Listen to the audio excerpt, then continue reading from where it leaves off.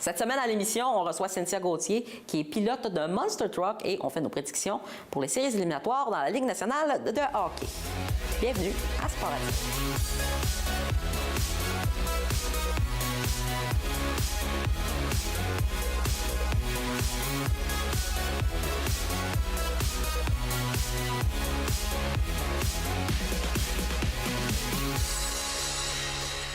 Pour la chronique de cette semaine, on accueille toujours nos deux invités et chroniqueurs, Frédéric Collerette et Maxime Gagné. Ça va bien encore une fois cette semaine? Oui, merci.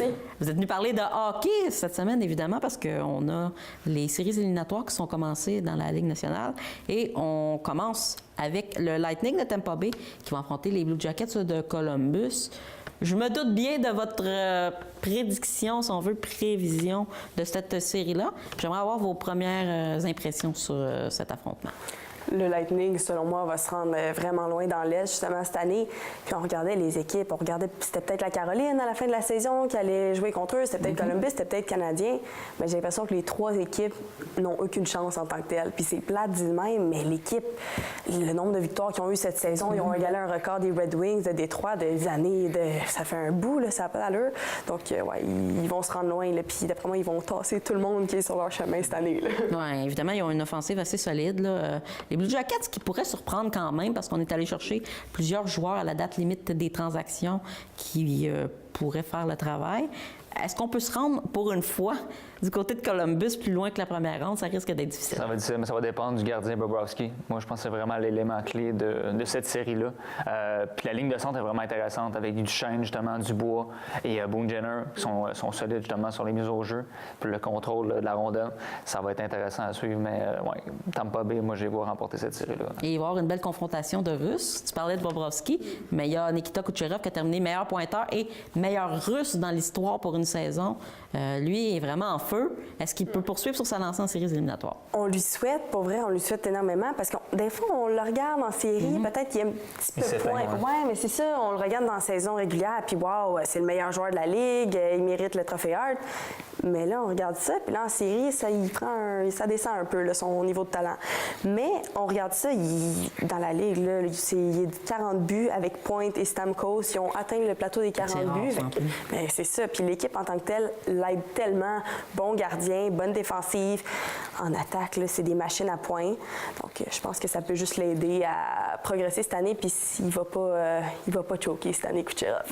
Et en général, on a l'expérience aussi de plus que les Blue Jackets, puisqu'on a eu plusieurs longs parcours en séries éliminatoires. Donc, le Lightning va remporter la série, on s'entend tous là-dessus. Ouais. Et voilà. On y va maintenant avec la série des Bruins de Boston face aux Maple Leafs de Toronto. Ça, on attend ça, toujours des confrontations intéressantes de ce genre. On a donc une équipe beaucoup plus expérimentée du côté des Bruins, une équipe de jeunes du côté des Maple Leafs. Qu'est-ce qu'on pense de cette série-là? Moi, Boston, all the way. Pour dire, enfin, ils ont connu beaucoup d'adversité cette année. Ils ont beaucoup de blessures à travers leurs joueurs. Il y a eu DeBrusk, il y a eu McCoy qui s'est blessé, il y a eu Bergeron en début de saison. Moi, j'ai l'impression que justement, grâce à ça, ça a rapproché l'équipe. Puis la chimie, c'est important aussi au hockey, c'est un élément important. J'ai l'impression que Boston, puis les Maple Leafs sont disciplinés, ça c'est grâce à Babcock, là. Mais j'ai l'impression pour le reste, c'est une bonne attaque. Mais pour une bataille en série, j'ai l'impression qu'ils vont manquer de robustesse, là. Ils vont manquer de combativité. Puis je donne l'avantage à Boston. C'est un des facteurs qui donne beaucoup l'avantage justement aux Bruins. On parle d'être physique. La défensive aussi, qui est beaucoup plus dominante du côté des Bruins de Boston.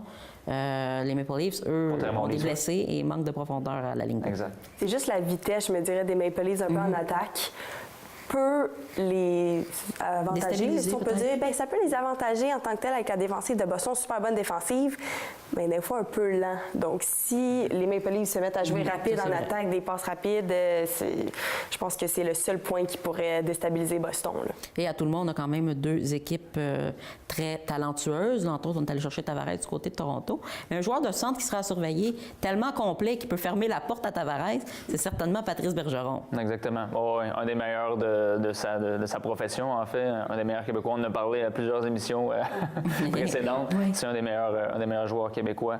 Puis justement, comme tu disais, c'est lui qui va amener son lot d'expérience. Puis son expérience, c'est moi, l'expression shutdown, en fait. Là. Il va justement refermer le jeu sur les meilleurs attaquants des Leafs de Toronto.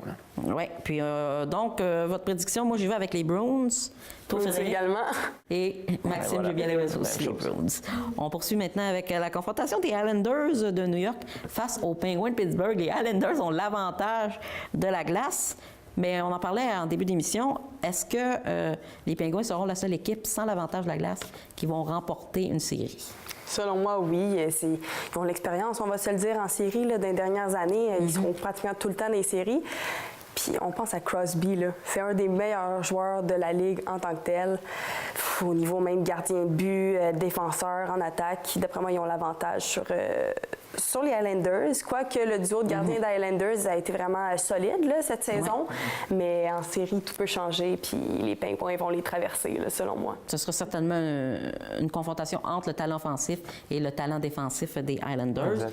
Le facteur important, peut-être Barry Trotz, qui pourrait faire la différence. Il faut pencher la balance. Il y a l'expérience justement avec les Capitals, avec qui a gagné la Coupe Stanley. Ça va être intéressant à suivre, mais j'ai l'impression que ça va quand même durer longtemps comme série. Oui, j'ai hâte de voir ça. Moi aussi, je pense que ça va être assez long. Ouais. Et donc, je vais quand même avec les Pingouins. Moi aussi également. Moi aussi. On termine avec les Capitals de Washington, champions en titre, face aux Hurricanes de la Caroline. Est-ce que les Capitals seront en mesure de remporter une deuxième Coupe Stanley consécutive? Absolument. Les Hurricanes de la Caroline, cette saison, on s'entend qu'ils ont été surprenants, là, vraiment, mais les Capitals sont capables d'aller chercher une deuxième Coupe Stanley consécutive. Je suis presque sûre, là. Peut-être contre Tampa Bay, ça serait peut-être plus difficile plus on avance dans l'Est, là, mais ils vont gagner contre la Caroline. Là. Ça haut la main, j'ai l'impression. On parle quand même d'une jeunesse, d'une jeune équipe du côté des Hurricanes, puis on a de l'expérience chez les Capitals, dont Alexander Ovechkin, qui va vouloir en faire plus que l'an passé. Exact. Ils ont un lot d'expérience aussi, puis je suis pas prêt à parier pour eux qui vont gagner la Coupe Stanley, mais pour battre les Hurricanes, oui. Il y a un léger défaut, justement, chez les Capitals, c'est justement sur les mises au jeu, sont parmi sont pas très bons, en fait, sur les mises au jeu.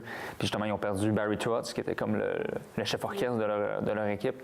J'ai l'impression qu'ils vont passer les Hurricanes pour la suite, on va voir. Là. Mais justement, ça reste une équipe qui a de l'expérience. Là. Et si on parle un peu plus loin du carré d'as, qui voyez-vous les deux équipes qui iraient en finale de l'Est, en fait? Moi, c'est Tampa Bay et Boston. OK. Et de ton côté? Tampa Bay et Washington qui s'affronteront... Ah, oui, excuse-moi. Tampa Bay, oui, c'est ça. C'est Tampa Bay, Boston. Ouais. Dans le fond, ça va être Boston et Washington. Okay. Excuse-moi. Oui, c'est ça. Et Boston-Washington, moi, j'y vais avec, j'avais mentionné, il me semble que c'était Boston. Et de l'autre côté, j'irai avec, moi aussi, je pense que c'est Washington. Ouais. Je suis celle que t'aimes pas bien, là. Oui, on fait de la pression, on va voir ça. Alors, on va poursuivre, évidemment, pour la deuxième portion de notre chronique avec l'Association de l'Ouest, avec plusieurs confrontations très intéressantes encore une fois. Pour notre entrevue de cette semaine, on accueille Cynthia Gauthier, qui est pilote de Monster Truck. Oui. On est content de te recevoir cette semaine parce que ça fait quand même différent de parler d'un sujet qu'on n'a pas l'habitude.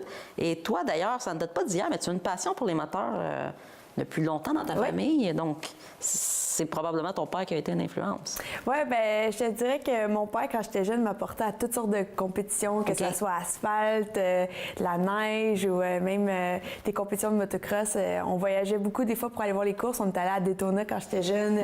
C'est des souvenirs qui m'ont toujours resté vraiment imprimés. Puis, j'étais comme la petite fille sur le bord de la piste de course qui se disait un jour, je vais devenir compétitrice. Puis ça a pris du temps. J'ai commencé à courser à 18 ans. Fait que ça n'a pas commencé jeune, là, mais la passion a commencé très jeune. Et tu parles de courser, c'est de la motocross que tu faisais en fait au départ? Bien, dans le fond, tu sais, n'importe quoi qui donnait l'adrénaline de la course, c'est ça qui m'intéressait.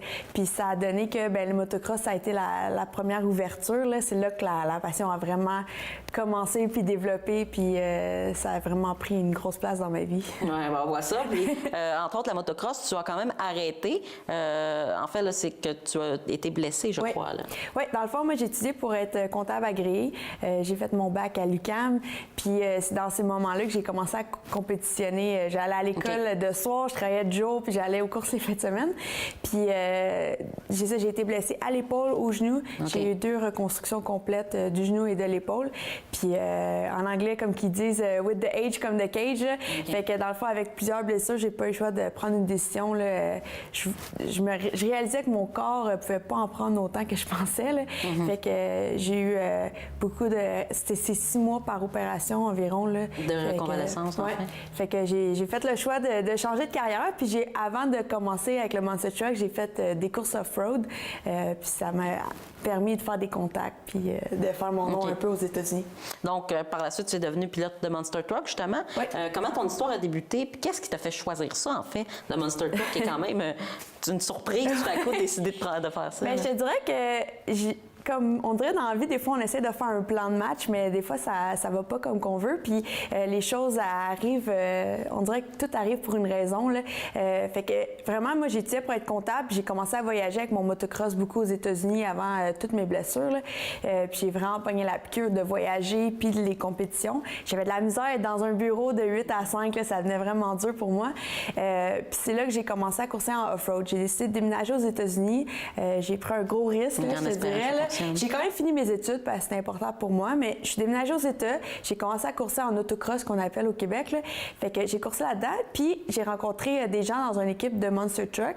Puis j'ai décidé de partir pendant un an en tournée avec eux. Fait que j'étais comme j'aidais de toutes sortes. Là. J'avais pas eu la chance de conduire dans ce temps-là. J'aidais laver les pneus. J'essayais d'apprendre la mécanique, fait que c'est vraiment de les aider le plus que je peux. Puis j'ai eu l'opportunité de faire un essai de conduite avec la compagnie Monster Jam. Puis c'est vraiment là que ça a parti.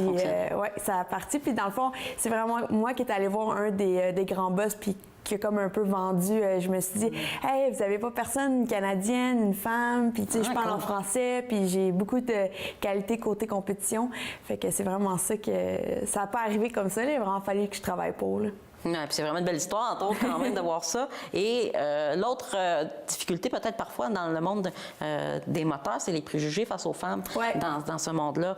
Qu'est-ce que tu pourrais dire aux autres femmes qui voudraient faire carrière là-dedans? À quel point il faut être prêt à travailler fort quand même? Oui, vraiment. Bien, je te dirais qu'il y a vraiment une évolution. Là, depuis, ça fait environ un peu plus que 10 ans que je compétitionne dans toutes sortes de courses. Mais je te dirais que ça a évolué. On est beaucoup plus ouvert aujourd'hui. Puis moi, ce qui est le fun dans mon domaine, c'est qu'on compétitionne au même niveau avec les mêmes machines. Fait qu'il n'y a pas de... je compétitionne juste avec les femmes. On compétitionne au même niveau. Fait qu'il n'y a pas... Un coup que le casque est mis, c'est game on. Tout le monde a la chance de gagner, puis il n'y a pas de préjudice.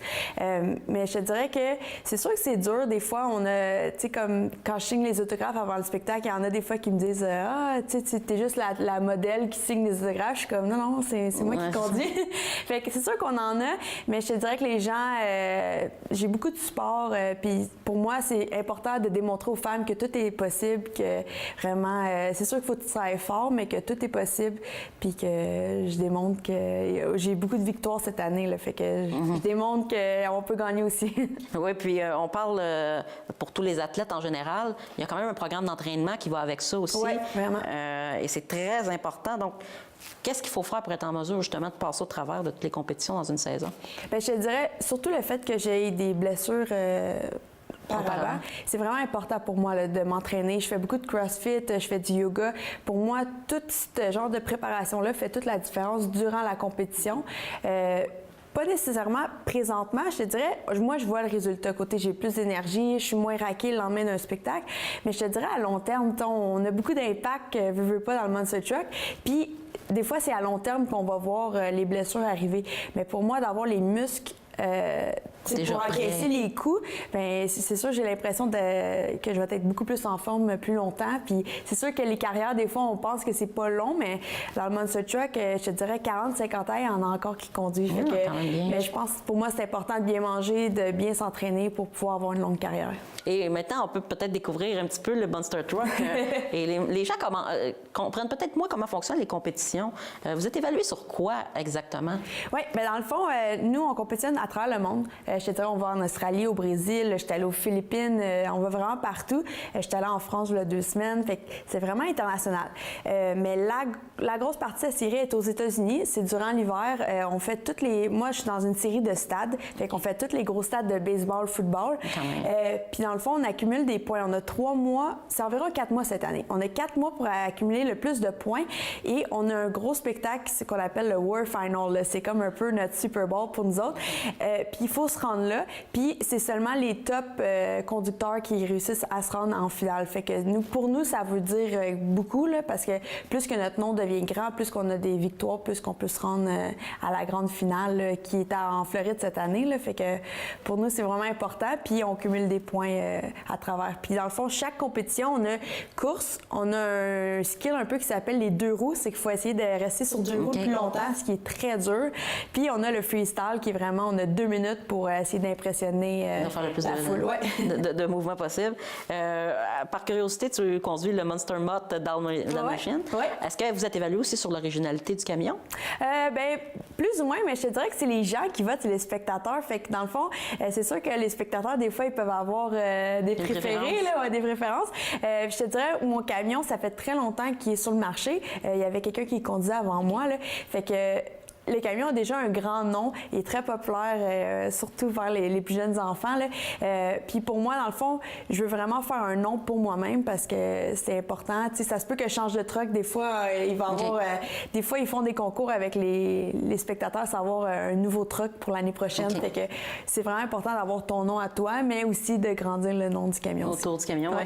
Ouais. Merci beaucoup, Cynthia Gauthier, pour ta présence à l'émission. Ça nous fait vraiment bien découvrir le Monster Truck et on invite les gens à te suivre sur les réseaux sociaux. Évidemment, là, tu es très active. Merci. En compagnie d'Hélène Lavigne, soyez des nôtres pour le fameux Télébingo des Basses-Laurentides. Toute l'équipe est fébrile et vous attend afin de faire de votre dimanche une journée ensoleillée et possiblement chanceuse. Cliquez j'aime sur notre page Facebook pour faire vos salutations en direct et pour tout savoir sur votre Télébingo. Visitez le site internet de TVBL pour connaître nos points de vente et vous procurer des cartes de jeu. Le Télébingo, maintenant en HD, c'est dimanche 9h30 sur les ondes de TVBL. Je suis très fière de représenter le conseil d'administration pour souligner le lancement de programmation hivernale de TVBL. Toute l'équipe a travaillé très fort pour offrir le meilleur à ses téléspectateurs et nous tenons à vous remercier. Votre travail acharné permet au conseil de faire évoluer notre télé et de poursuivre sa mission, informer les citoyens des Basses-Laurentides avec un produit de qualité. Quant à vous, chers téléspectateurs, merci d'appuyer la télévision locale. Par le simple fait de syntoniser TVBL, de partager nos émissions en ligne et de proposer des sujets, vous faites vraiment une différence. Vous permettez à plusieurs passionnés de travailler dans un milieu créatif hors du commun, en plus d'offrir la chance à plusieurs jeunes de faire leur premier pas dans le domaine télévisuel. Votre soutien a même une saveur politique. Vous lancez un message clair concernant l'importance des médias locaux et communautaires. Nous sommes convaincus que nos bénévoles à l'animation, reçus dans le cadre de cette émission spéciale, sauront vous donner envie de suivre notre programmation encore plus rigoureusement. Merci et bonne saison sur nos ondes. J'ai commencé à m'intéresser à la TVBL, c'était en janvier 2000, lorsque celle-ci s'appelait Télévision communautaire du Grand Saint-Jérôme. Avec les années, j'ai toujours supporté la TVBL quand nous avons l'opportunité de pouvoir assister à différents événements. La CCITB est fière de soutenir la TVBL en tant que membre organisme puisque cela nous permet d'être invités dans l'une de leurs émissions et en plus, l'extrait nous est offert gracieusement. Cela nous permet de parler de notre organisme à un vaste public et bénéficier d'un plus grand rayonnement.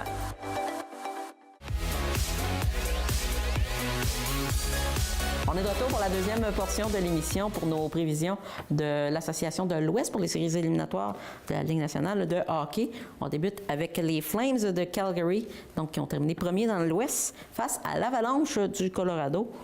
J'ai l'impression qu'on va avoir beaucoup de patins dans cette série-là. Ça risque d'être rapide entre les deux formations. Ah, ça c'est clair que ça va être rapide. Puis moi, je vois les Flames justement gagner cette série-là. Mais en tant que tel, on regarde leur seul problème est au niveau des gardiens de but. C'est sûr que c'est pas super avantageux, mais l'équipe en tant que telle des Flames est dans les premiers de la Ligue, pratiquement au niveau des tirs bloqués. Fait que ça, au niveau de la défensive, ils sont vraiment solides. Puis si ça peut aider à recevoir moins de tirs au but pour les gardiens de but, c'est sûr que ça serait l'avantage. C'est le seul point qui peut les sauver parce que l'Avalanche va être dangereux là, cette année. Oui, puis je pense ce qu'il faut tenir en compte aussi, c'est que l'Avalanche n'a pas nécessairement beaucoup de profondeur. On se fie beaucoup à notre premier trio. Et la défensive des Flames est très solide. Là, on pense à Giordano qui pourrait remporter le Norris et plusieurs autres comme Hanifin, par exemple. On a vraiment une bonne défensive pour aller peut-être fermer la porte à l'Avalanche. Oh, exact. Une attaque vraiment explosive, dynamique, puis créative aussi. Cette année, ils n'ont pas eu de misère à marquer des buts. Puis, comme Frédéric le disait, à côté défensif, ils jettent devant la puck, devant les rondelles pour justement aider leurs gardiens. Ça va être un point d'interrogation, mais il ne faut pas sous-estimer aussi le Colorado. J'ai l'impression qu'ils peuvent, surtout à l'attaque, sur leur avantage numérique, sont très dangereux. Et on pense à Nathan McKinnon, entre autres, qui avait été pratiquement en mesure d'éliminer. Je pense que l'an passé, c'était face aux Prédateurs et avait presque mené son équipe à la sortie de Nashville. Donc, il faudra garder ça en compte aussi de ce côté-là. Donc, votre prédiction pour cette série, je vais avec Flames, moi. Moi aussi. Également. On demeure avec les Flames. On y va maintenant avec les Sharks de San Jose face aux Golden Knights de Las Vegas. Tantôt, on parlait justement de savoir si une équipe sans l'avantage de la glace allait l'emporter. Je pense que les Golden Knights, encore là, pourraient nous surprendre plutôt face aux Sharks de San Jose. Moi, je suis convaincue aussi. Je vois, on pense à Fleury, là, juste l'année passée, c'était le pilier de l'équipe, le pilier de la nouvelle équipe. Donc, moi, je vois également les Golden Knights, c'est la seule équipe qui n'a pas l'avantage de la glace à gagner la première ronde des séries. Mais ouais, moi, Fleury, on regarde ça, là, il est deuxième au niveau des Jeux blancs cette année. Puis ça, c'est parce que Bobrovsky l'a dépassé à la dernière seconde. Là. Mais moi, c'est sûr, là, je vois attaque puis gardien de but. Moi, les Golden Knights, je les vois vraiment mener. San Jose qui vit une période difficile là, en fin de saison. Oui, bien évidemment, on a beaucoup ralenti peut-être en fin de saison. Et on parle quand même de deux équipes très complètes. Mais les Golden Knights ont peut-être un certain avantage, entre autres pour l'expérience de l'an passé et pour, en général, offensivement. Contrairement à vous, moi, je vois que les Sharks. OK. Oui, parce que c'est sûr que Martin Jones a des questions à se poser. Il a connu une saison, comme vous disiez tout à l'heure, une saison difficile. Mais Fleury, il revient d'une blessure, là, puis il n'a pas fait des très belles performances récemment. J'ai hâte de voir ça. Puis, côté attaque, San Jose, il n'y a rien à envier à Golden Knights. Les Golden Knights ont eu quelques peu de difficultés, contrairement à l'année dernière, qui ont marqué des buts à la tonne. Mais cette année, les Sharks, j'ai l'impression qu'ils vont un petit réveil. Puis, je les vois gagner en cette série-là, les Sharks. Donc, ça va être serré, c'est ça. On voit ça. Ça va être dur quand même de prédire l'équipe gagnante, mais quand même, là, comme tu dis, si Marc-André Fleury n'est pas là pour arrêter les rondelles, bien, c'est pas avec Malcolm Subban qu'on va aller loin. Ça, c'est certain. Pas qu'une offensive pour les Sharks. Donc, moi, je vais quand même y aller avec les Golden Knights, mais encore là, je pense que je vais y aller en 7, moi aussi, les Golden Knights. Moi aussi, je dirais les Golden Knights 6 ou 7. Là. Ça va être serré, ça, c'est assurément certain.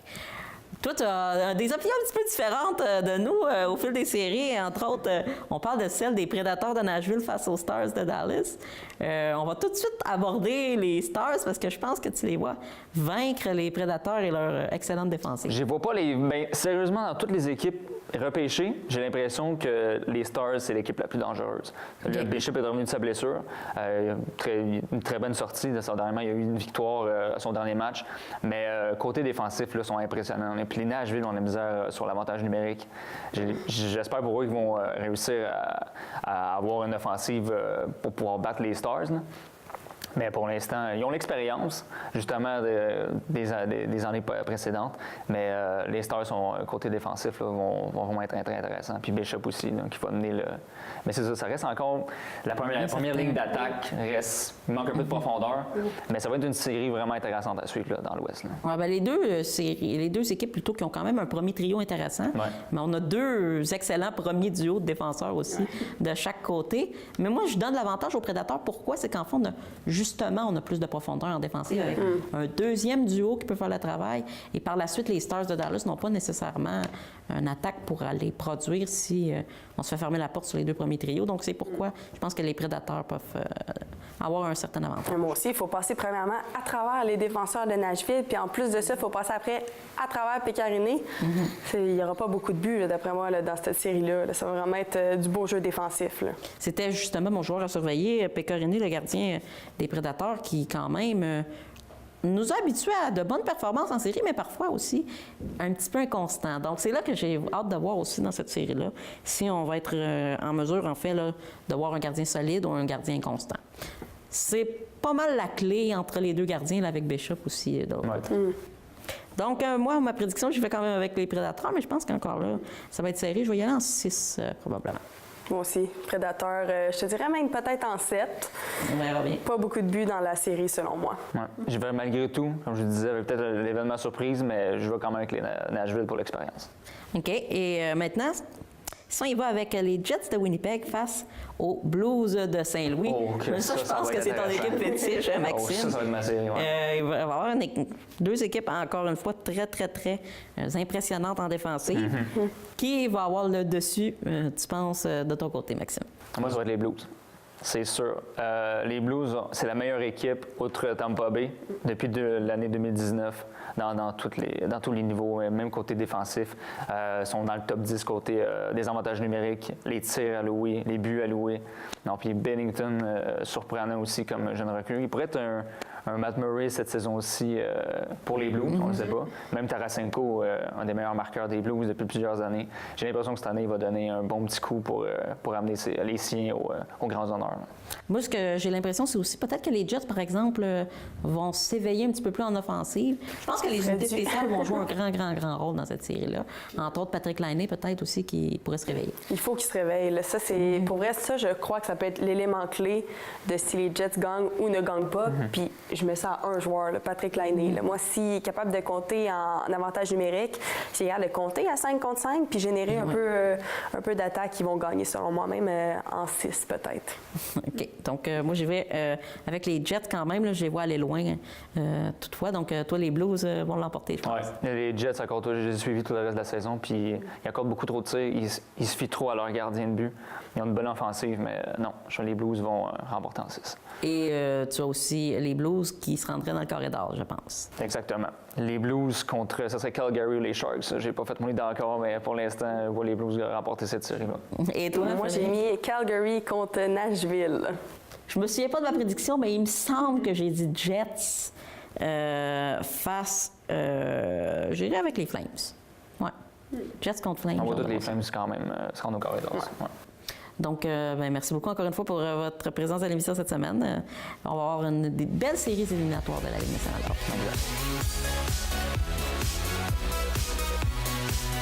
Pour notre calendrier de cette semaine, on a quand même un court calendrier, mais on va quand même parler de l'Impact de Montréal qui dispute 2 matchs au cours de la semaine. Donc, à partir du 20 avril, on va visiter l'Union de Philadelphie dès 13h au Talon Energy Stadium.